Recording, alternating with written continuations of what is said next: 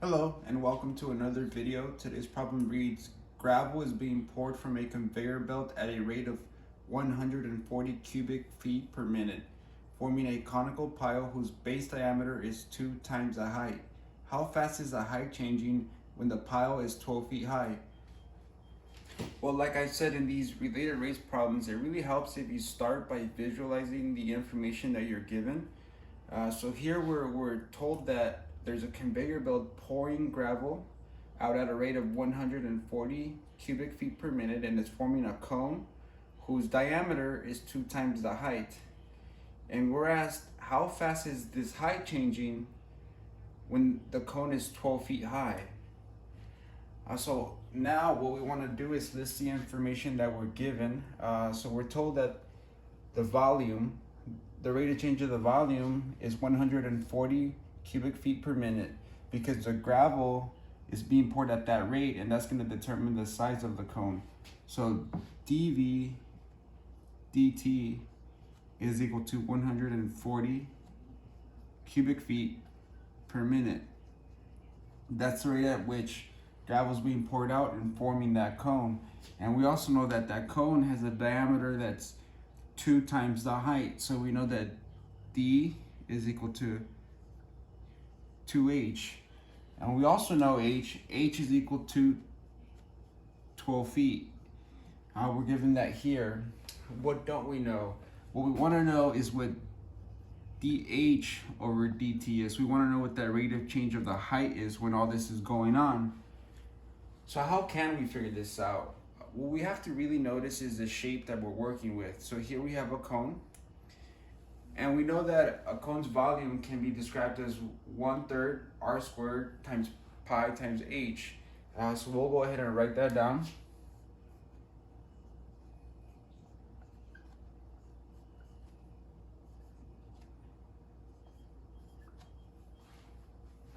Okay, so now if we were to take the derivative of this, the implicit differentiation in terms of time, we'll notice that we won't have any information on dr dt. And what we're interested in is dH dt. So what can we do? Well, we have to go back to the information that's given to us back in the problem. We know that the diameter is 2 times the height.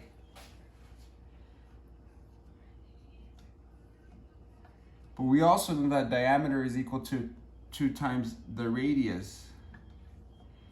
So we'll go ahead and simplify there. And we'll realize that r in this case is equal to h. The radius is equal to the height. And so if we go ahead and substitute for r here, we'll get h cubed. And if similarly, if we wanted to find out what r was, or the rate of change of r, we substitute for r in this case, so it'd be r cubed. But what we want to know is the rate of change of the height. So here we're going to substitute for h in r squared. So we'll end up with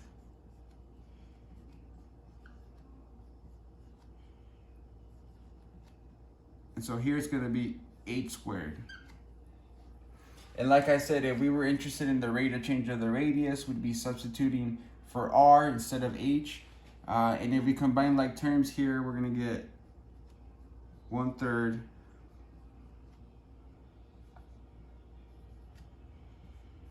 and now we have a formula that's going to help us out. We have it in a form that's going to give us what we want. When we take the derivative of this, we'll know what h is, and because it's implicit, we'll also know what dH/dt is. I mean, we want to know what dH/dt is, but we know what dV/dt is. We know the rate of change of the volume, so we'll go ahead and do that. So what we'll get is d will turn into 1, so it'll be 1 times dV dt is equal to, so 1/3 and pi are constant, so they're just going to sit out front. And then the derivative of h cubed is 3h squared. And like I said, because it's implicit, we always have to tag on our best friend dt. And so we realize here that we can simplify. We'll take out the 3's, and what we're left here is dV dt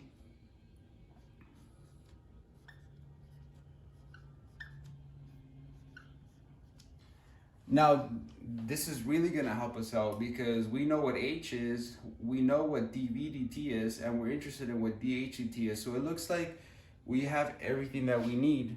So we'll just do a little bit of algebra. We want dH/dt, so we'll divide by pi h squared on each side to end up with dH/dt on one side. So this will go turn into 1.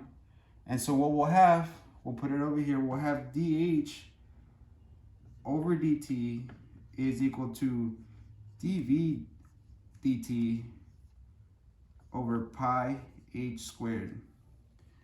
So now we can go ahead and solve for this because we know the rate of change of the volume and we know the height. So what we're going to end up with is, on the top, we're going to get the rate of change of the volume, which in this case is 140 cubic feet per minute. And downstairs, what we're going to get is the height squared. So it's going to be 12 feet squared. And remember, the feet is part of the height. So let's not forget about our pi down there. So what we'll get is 144 feet squared, because like I said, the units are part of the height. And we can go ahead and simplify this. 4 goes into that 36 times, and 4 goes into that 35 times. So we end up with something kind of nice. And more important thing here is that we have to keep in mind the units, that minutes can go downstairs, and here we'll solve for powers because they're similar, they're the same. So 3 minus 2 is 1, the higher power will stay up top. So what we're going to end up with is 35 feet over pi times 36 and minutes down there. So this is really our final answer. Obviously we can plug this into a calculator and get some nasty decimal, I bet, but this is what the rate of change of the height is. And we have to keep in mind the units here. So it's going to be feet per minute. That's going to be our rate of change of height. So I hope this was helpful, and if you're interested in more problems, please check out my page. Thank you.